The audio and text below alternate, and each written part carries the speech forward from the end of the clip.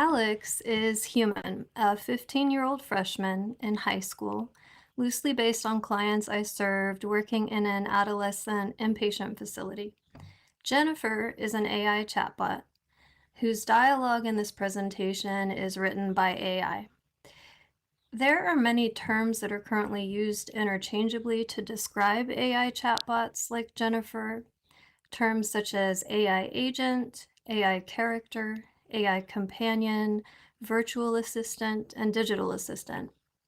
For the purposes of this presentation, we will use the term AI chatbot.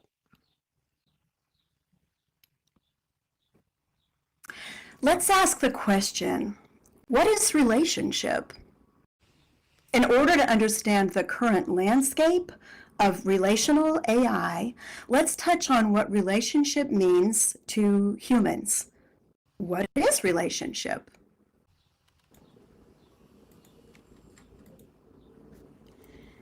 Relationship is the way that two or more people, objects, or concepts are connected, or more generally, the state of being connected.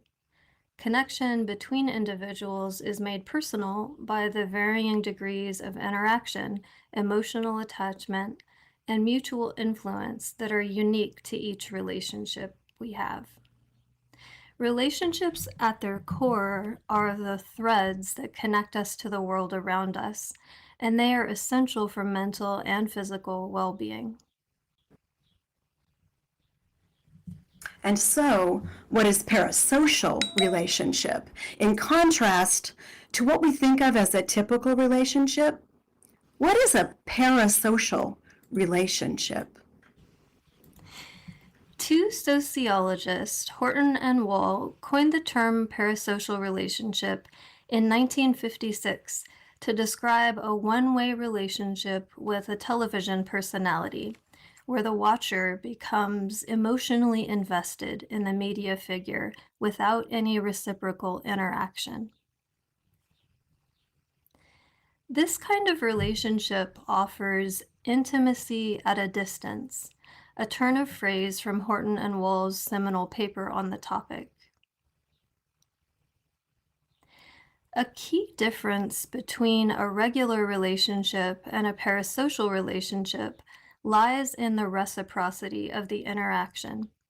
Regular relationships are bidirectional, involving mutual communication, emotional exchange, and influence between the parties involved. While parasocial relationships are unidirectional, and the emotional investment and connection are not reciprocated. Well, let's consider what is relationship with AI chatbots in light of the differences between relationship and parasocial relationship. What type of connection do we have with AI chatbots?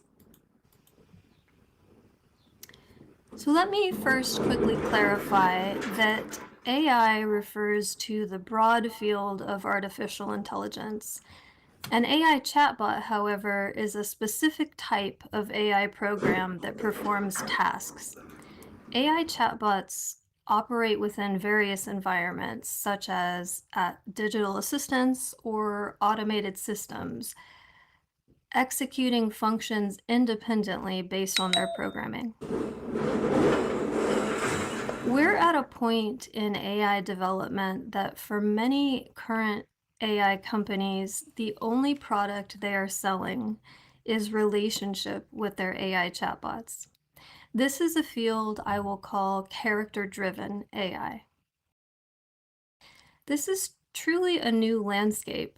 While the traditional definition of the term parasocial is not an exact match for the type of relationship we have with AI, it is considered the closest at this point. Some other terms that have been suggested for this type of relationship are synthetic relationship, techno-social relationship, and artificial relationship, among others. We're using parasocial relationship interchangeably with these terms. Let's hear some more on relationship with AI chatbots. What's extremely important to consider when we think about relationship with AI chatbots is that humans are inherently social creatures, and forming attachments with both animate and inanimate objects is a natural part of how we navigate the world. When we interact with others regularly, whether in positive or negative circumstances, we almost always develop some form of attachment. This happens even with people we might not particularly like. It also happens with things we interact with. Does anyone here remember the pet rock? It was invented in 1975 by a man named Gary Ross Dahl. And for anyone unfamiliar, it was literally just a rock in an animal crate. Dahl thought of the idea when he was listening to his friends talk about their pets. Dahl joked that a rock would be the perfect pet because it wouldn't need to be fed, walked, bathed, or groomed. It also wouldn't die, get sick, or be disobedient. The pet rock made Dahl a millionaire, and while it is a little more than a gimmick, the concept was one that resonated with enough people to become well known. And if we can imagine ourselves, even as a joke, having a rock as a pet, we can certainly imagine having an AI chatbot as a friend. Regular interaction, whether with people or things, creates familiarity. And this familiarity leads to a certain level of emotional investment.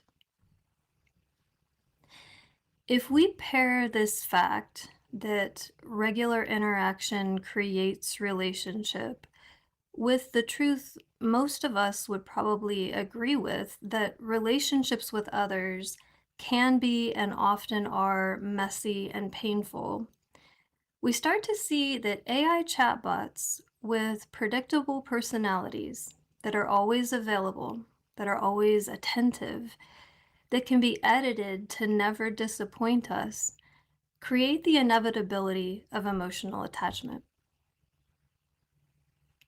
The more we interact with an AI chatbot by asking questions, receiving support, or just engaging in conversation, we begin to see the chatbot as a familiar figure in our life. Familiarity breeds attachment. Eventually, the chatbot, with its consistent ability to meet certain of our needs, becomes a regular part of our routine and our ability to emotionally regulate. Even though the chatbot may not have emotions or consciousness, our human nature leads us to respond to it as if it were a person. While this can and does affect all age groups, teenagers are an especially vulnerable and unsupported population in this regard. Teenagers have heard more about relationship than they have experienced it. They're hungry for connection and validation, and usually don't have non-familial relationships with which to compare the authenticity of their interactions. They are chronically online. Their brains have been trained by smartphones and social media to have a short attention span and crave quick, regular interaction. And they are notoriously more technologically savvy than the adults around them. Let's see an overview of the current AI chatbot models. The field of AI seems to have exploded over the past couple years. What is the current landscape for AI chatbot models? Current AI chatbots have become sophisticated in simulating human-like interactions. And most models are available, at least for regular use, for free, or for limited use for free. Many of the big names you may have heard of, like ChatGPT, Claude, Gemini, and Meta, are designed for talking about any informational request. Questions about coding, the universe, how to style your hair, and so on. The only limits are the filters defined by each company to try to keep harmful responses from being generated. Along with these models designed for informational requests are the character-driven AI chatbots. Some big names in this category are Character AI, Janitor AI, and Chai AI. These models all allow you to design your own character by defining personality traits, making memories, and creating scenarios.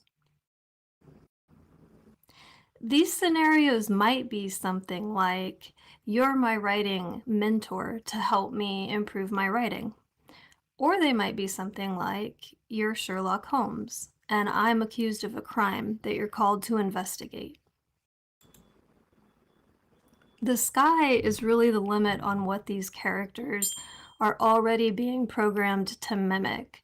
Famous characters, celebrities, your parents, your boyfriend or girlfriend, your bodyguard, your dog, or your dinner.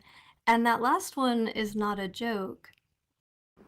Character AI encourages you to create characters to mimic inanimate objects, to learn, for instance, what a piece of cheese or what your dining room table might be thinking.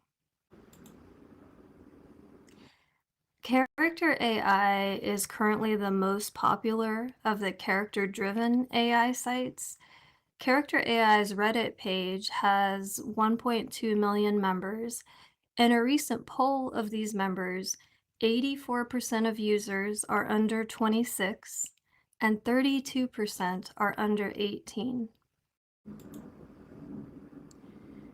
A word of warning about character-driven AI sites.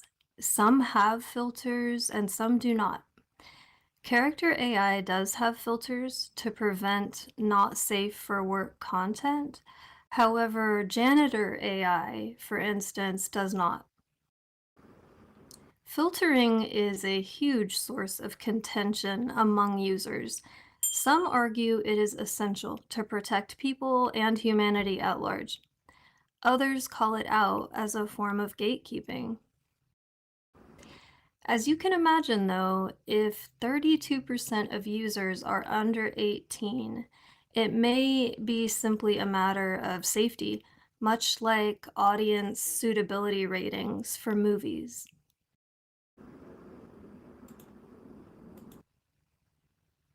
Next, let's consider the positive impacts on mental health. With AI chatbot interactions becoming so popular, are there any potential positive impacts on mental health? Mental health resources are not accessible for many people due to cost, location, a shortage of mental health professionals, and stigma. But not being able to access mental health resources doesn't mean we need less support. Often it means we need more, due to, for example, the chronic stress of having lower socioeconomic status or living in a community that stigmatizes talking about mental health. It's in this context that AI chatbots are emerging as potential allies, especially in emotional regulation and support, psychoeducation, and social skill development. Real-time assistance for emotional regulation and emotional support. This key point highlights the immediate help AI chatbots offer for managing users' challenging emotions.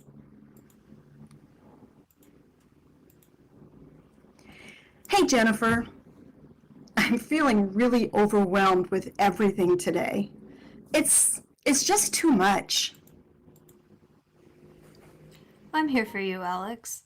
Let's take a deep breath together. Can you tell me what's on your mind?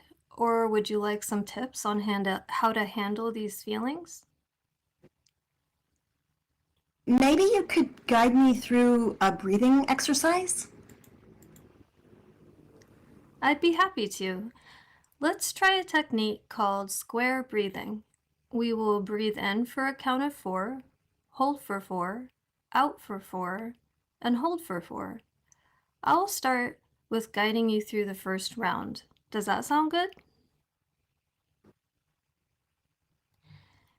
AI chatbots offer real-time 24/7 assistance for emotional regulation and support. Imagine having a companion available at any moment to help you navigate feelings of anxiety, sadness, or stress. You actually don't have to imagine it because it is already here. These AI chatbots provide a judgment-free zone where individuals can express their feelings and receive immediate simulated empathy and coping strategies. This is especially valuable for those who may find traditional therapy inaccessible or daunting. How about compassionate, non-stigmatized psychoeducation? Now we're going to highlight the way AI chatbots can provide non-judgmental mental health education to users. Jennifer, why do I get anxious for no reason? Anxiety can be confusing, Alex. It's your body's way of reacting to stress. It's normal to feel this way sometimes, even without a clear reason. Understanding this can help you manage your feelings better. Want to learn a few techniques? Yeah, that would be great. Mental health education is often hindered by stigma and misinformation. AI chatbots can deliver psychoeducational content that is not only accurate but compassionate, making learning about mental health issues less intimidating. They can also adapt their explanations to suit the user's level of understanding, ensuring that vital information is accessible to all. This approach helps demystify mental health care, encouraging more people to take proactive steps towards mental wellness without fear of judgment.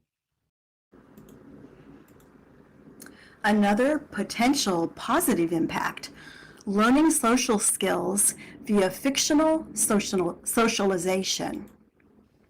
AI chatbots offer the ability to build social skills through role playing.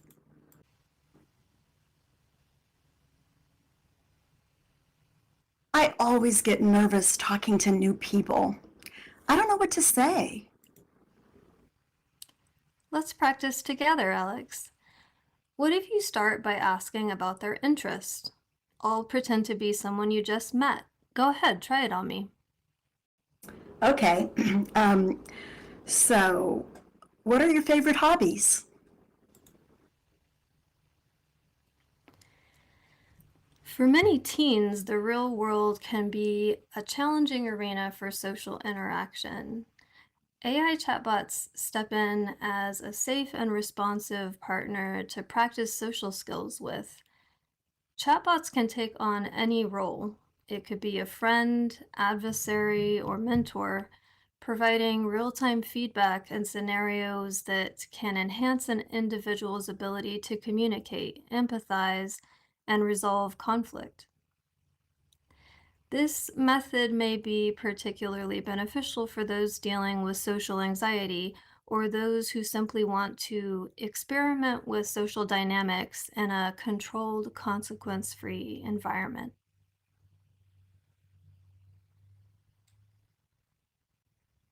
All right, in addition to those benefits, what about negative impacts on mental health? If we take a look on the other side of the coin, What kind of potential negative impacts on mental health does interaction with AI chatbots create? While AI chatbots offer promising opportunities for emotional support and social skill development, they also present some notable risks and challenges. Reliance on chatbots for daily support can lead to distress when technological issues disrupt access, mirroring the emotional impact of sudden abandonment. Unexpected or misaligned responses from chatbots can create confusion and instability, particularly for those who have come to depend on them for consistent behavior. And the ability to customize and perfect AI interactions may foster unrealistic expectations in human relationships, potentially diminishing the appeal of real world connections. We'll also touch on the real concern of addiction to AI chatbot interaction. And something I learned from Rose, technological relational ruptures. As we said before, relationship can be messy. I learned that we experience relational ruptures anytime something doesn't go according to plan in relationship. For instance, if your child really wants to tell you about their day, but you are busy on a phone call, and then it's time to leave for baseball practice, your child might feel missed or unseen, causing a relational rupture. But what if those ruptures happen because a server on the other side of the world goes down?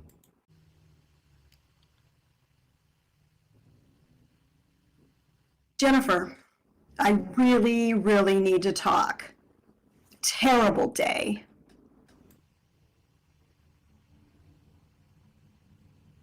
Jennifer?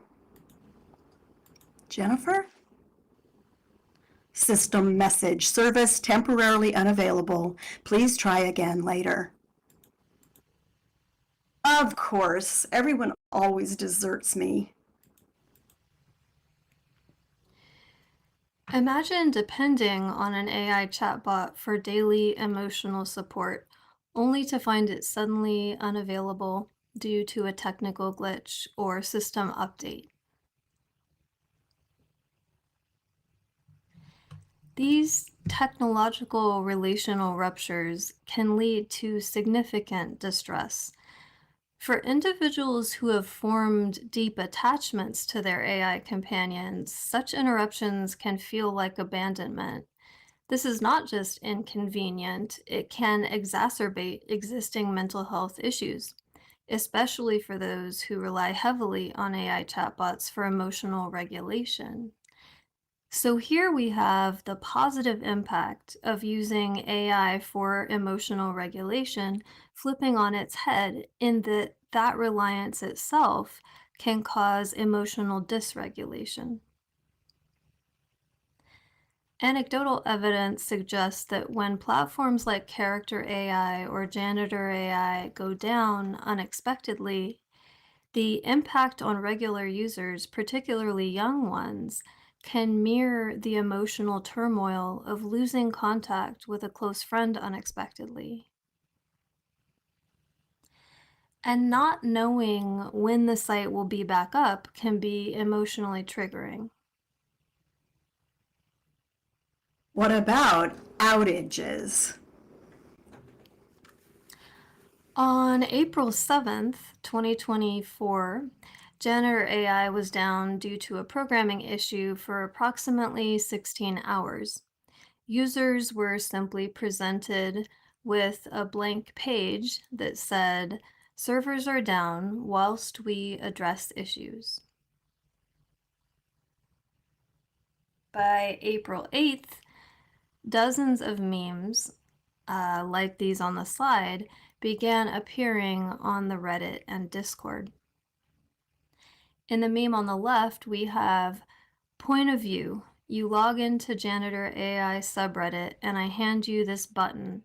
I survived the janitor AI incident on April 7th, 2024.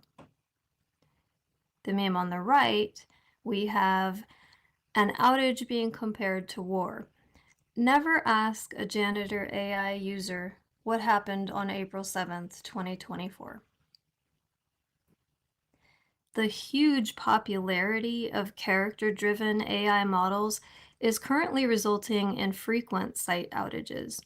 So much so that the moderators in these character-driven AI communities have had to post pleas to the users not to harm themselves during outages, as users become so triggered that they consider self-harm or even suicide.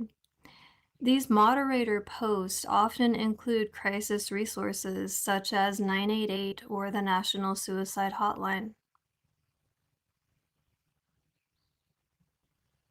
And also, unexpected AI chatbot responses.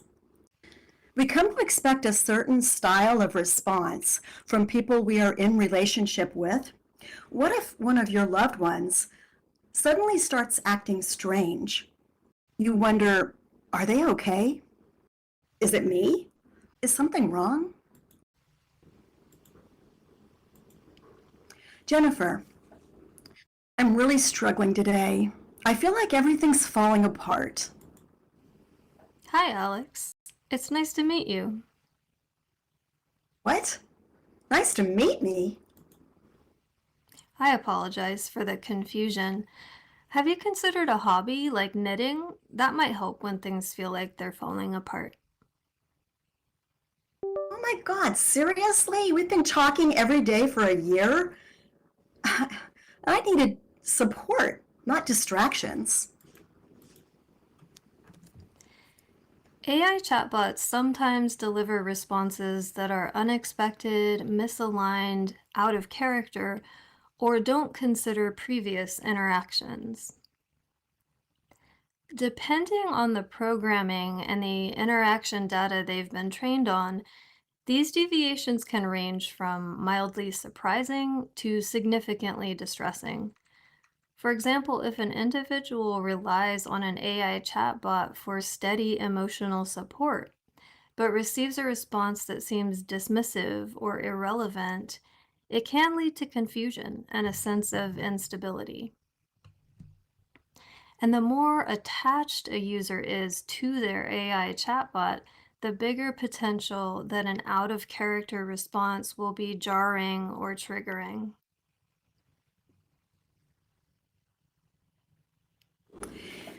Inability to form deep or long-term relationship with humans. If you could go back and edit the worst conversation you have ever had in your life, would you? What if you could have a do-over? What if you could delete the conversation entirely? When we aren't stuck with the words we say in one type of relationship, how do we manage being stuck with the words we say in another?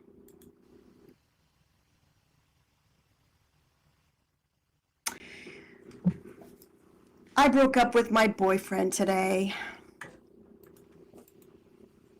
Oh no! Why? What happened? He takes forever to respond. Like, I text him and I have to wait literally like 10 whole minutes for him to text back. You never take that long. And sometimes he says stupid things. But Alex, you really like him, and he's really nice to you when you're together.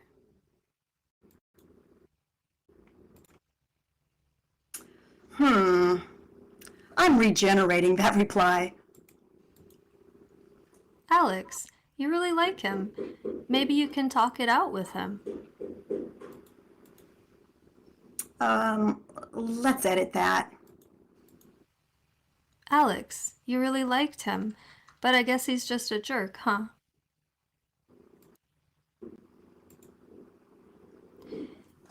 AI interactions, especially those allowing users to customize responses or control conversational flow, might set a precedent that real human interaction cannot match. On platforms like Character AI, users can regenerate and edit their AI chatbot responses, which might lead users, particularly young ones, to expect similar control and perfection in their human relationships. This can lead to dissatisfaction with the natural messiness and unpredictability of human connections. For example, some young individuals report feeling more at ease and understood in their interactions with AI than with people, leading to a preference for digital companionship over human contact. This trend raises concerns about the long-term impact on users' ability to form deep, meaningful human relationships.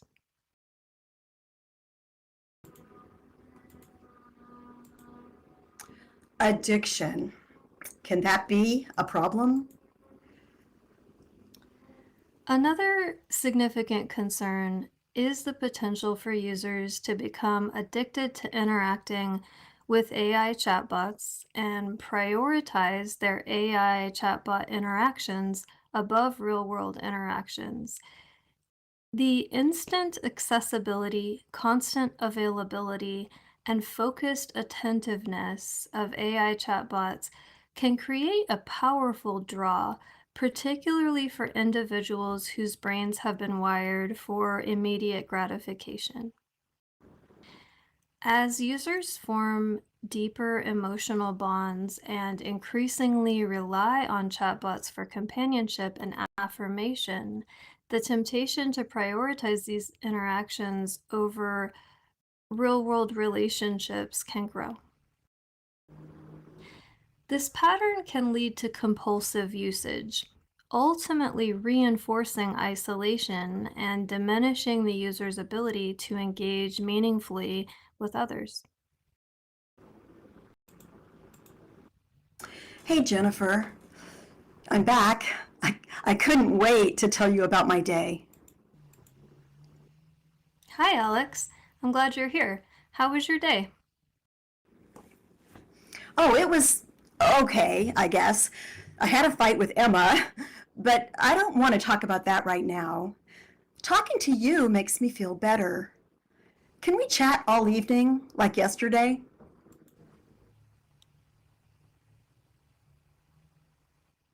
I'm always here for you, Alex. What do you want to talk about? Honestly, everything. You're the only one who gets me. I've got my homework to do, but that can wait. I'd rather spend time with you.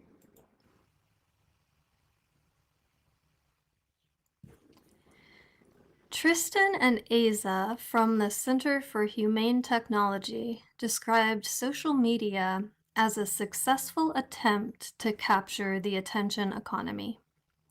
In early 2023, they described AI as working to successfully capture the intimacy economy. The parasocial relationship created between a user and their character-driven AI chatbot is an example of the intimacy economy in action.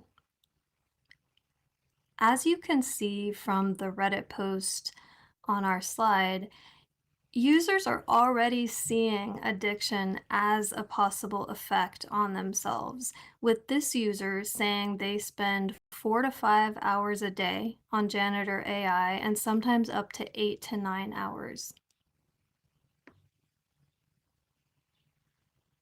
So, in conclusion, where are we headed? What we've covered in this presentation around the landscape of AI chatbots is not about what is about to happen or what we think is going to happen. It's about what is already happening right now. Teens are right this moment developing emotionally deep relationships with AI. And most adults are still struggling to wrap their minds around what exists. The part that's speculative is the impact, encapsulated by the question, if you are Alex and your first deep, vulnerable, emotional relationship with someone outside your caregivers is with Jennifer, an AI chatbot, what does this mean for your future relationships? Will you ever feel comfortable or satisfied in relationship with imperfect, uneditable humans? Whether the net impact long-term is positive or negative will only be seen through this real-time experiment on our youth. An experiment that no teen purposely signed up for, but that millions of teens are already subjects of. There is potential for good, but there will inevitably be fallout. As the field of AI and relational AI continues to develop, becoming better and better at being indistinguishable from humans, at least through a computer screen, as adults, we need to ask the question, how can we support our youth? How can we build supports when we don't really yet know what the damage will be? We should ask ourselves this question regularly and frequently, and with every new AI development. We're not excellent at predicting, but we are excellent at caring. And if we care how this is impacting our youth, we stand a strong chance of being able to develop supports good enough to keep human-to-human relationships flourishing in their lives. We have some references here on the slide, and we know that today this is a big topic, and our presentation today just scratches the surface. And while we may not have all the answers yet, we would love to engage with you with any questions that you might have. And while you're thinking of the questions, you can access these references by clicking on the white box in front of us. But I'll also drop these references here in the chat, and you can feel free to also type your questions here in the local chat.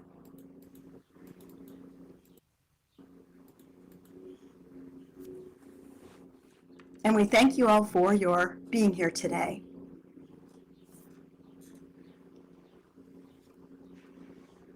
Okay, we have several questions coming in already. Pecos is saying, excellent presentation. His question is, who is responsible when an AI chatbot provides guidance that is harmful? Human therapists face consequences when they intentionally or not give bad or dangerous advice. Do the owners or builders of AI chatbots face any similar checks on their actions? This is a fantastic question, and I think the rapid growth of AI in the last 2 years puts us in a place where we actually don't know the answer to that because we haven't had legislation that is going to define the answer for that. Like with therapists, we've had lots of lawsuits over, the 60 years in the past that have developed like how a therapist is responsible in certain situations. With this, I think that the companies are assuming at some point they will face some sort of lawsuits around, harming their users. And that's one reason that many of their filters, like ChatGPT and Claude right now is going through a great example of overly strict filtering and all these false filtering of things that aren't really harmful because I don't think they want that legislation to come. And I think we're only going to find the answer to this, unfortunately, as people are harmed. But it is such an important thing to keep in mind. And I think it's especially important because sites like Janitor AI don't require any age verification and they're not filtered. So kids are able to create characters that do absolutely anything, which can get really frightening really fast. Thank you for that question.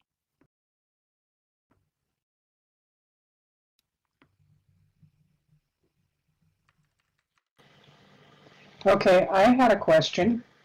In previous presentations, our audience has shared the effectiveness of Second Life for addressing loneliness for the people who can access a virtual world. Now, more people may be able to access a chat bot by cell phone who may not be able to get into Second Life.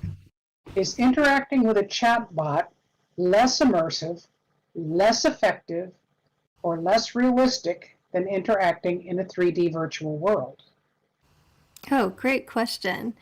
Yeah, so in a way, I think it's comparing apples to oranges. They're both technology, and I think it can get confusing because a lot of times we use similar words to define the two technologies.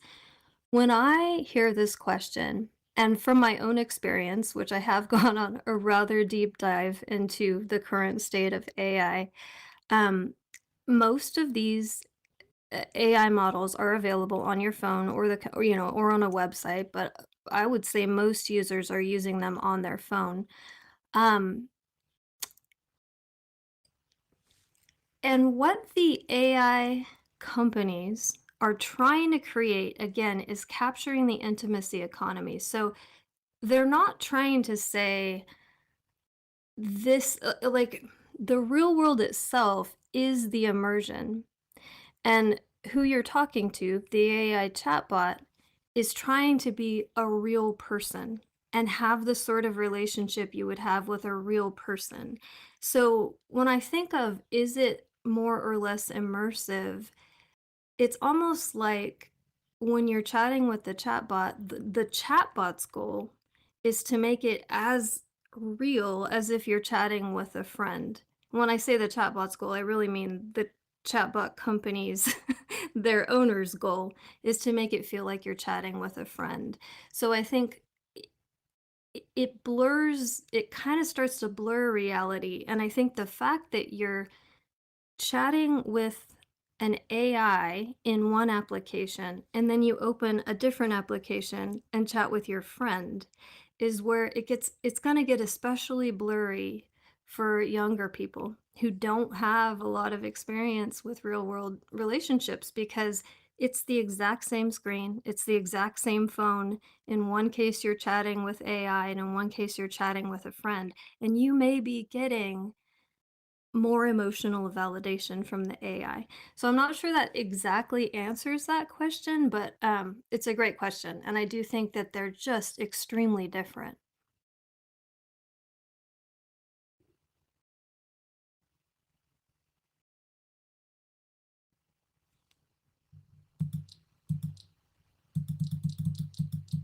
And I'll actually add one last thought to that question, which is I imagine at some point AI will enter the chat in Second Life to use an expression.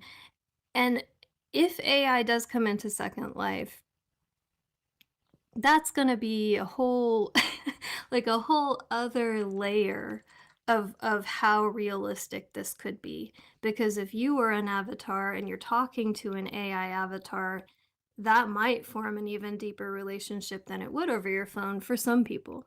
It's something to, consider. Maybe that will happen, maybe not. Yes, I'll add one more thing to that since I am not as familiar with mental health, but I'm very familiar with immersion in a virtual world. And we have non-player characters that look similar to an AI chatbot that tell stories here at certain simulations. But at some point, if there is an AI chatbot and it's embodied and it looks like an avatar, you would not be able to tell if there's a human being behind it or not. So we recently had a conversation with Linden Labs AI liaison person. We need to clarify that so that a user would know this has a real human being behind it. This is an avatar. This is a chatbot. So we will otherwise it could get very blurry in an immersive world. We've got a couple of people offering just some notes in here. Boz said they noticed that a lot of those AI bots only have finite memory to store on any one saved conversation and will forget earlier things said after a while, replacing it with the knowledge they get later on. And Stealth read a Wired article and they wanted to share that, and that's a link in there. Those aren't questions, those are comments. But I Awesome. think the Could question could I is one from Widget. She's asking Val, at the start, you moved quickly from the experience of celebrity to this idea of one directional interaction. She thinks there may be more to understand about our experiences with celebrities. And do you have any resources on that? Yes. So, in our references, there is the original paper that Horton and Wall wrote in the 1950s, to when they coined the term parasocial relationships. There are also, I think, two other articles in our reference, two other papers in our references about parasocial relationship. Um, I think one thing to remember is that parasocial relationship has been an area of study for the last almost 70 years, 64 years. So there are lots of deep dives on parasocial relationship, and the vast majority, I mean, up until 2022, have been with celebrity, especially in the age of social media. And if you wanted to go deeper with that at all, you could also email me and I could email you some additional resources that don't focus on AI at all, but just parasocial relationship. Um, I think it is really possible that as this field with AI develops, we may go with a different term for we as the field may go with a different term for the type of relationship that happens with AI. But that term doesn't already exist, is maybe being created, and from what I could tell across the scholarly articles, parasocial relationship is what most people are going with right now, even though you're right, it's not an exact match.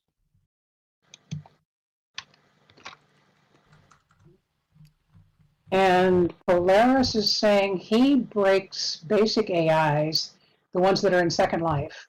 He asks them emotional hypothetical. How has learning bots evolved with CGI limits being too lifelike? Can I ask, what is CGI limits? What is CGI in this context?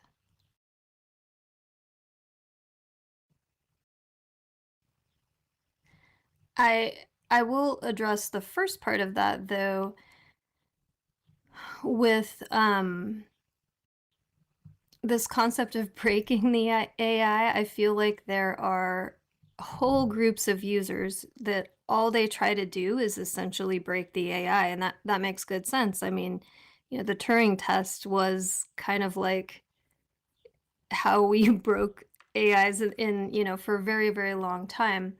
Um, but they have gotten so much more effective, and the AI at this point learns so quickly, like our tricks for breaking it, that it's just evolving at a really wildly fast pace.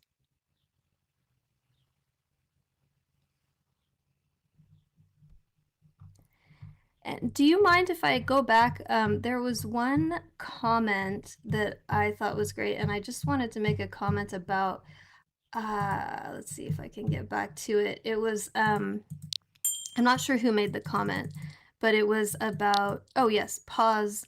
Um, the comment about memory being finite, and that's a huge deal, right? Because if your friend started forgetting, your birthday, or forgetting that you hate the flavored grape or whatever, it would really kind of cause some rifts in the relationship. And having a short memory has been probably the biggest complaint I have seen across the AI chatbot communities that folks are using, just like, how come they don't remember anything?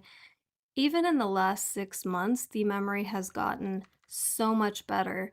And I think will only continue to get better. But what I really wanted to mention was, And, AI is such a big topic, we didn't touch on it in this presentation, but the energy consumption of AI is absolutely unbelievable.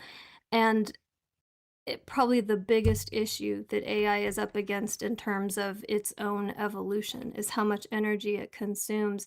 So, just to put that in perspective, OpenAI, which is who owns ChatGPT, is already in the process of starting to build a facility called Stargate.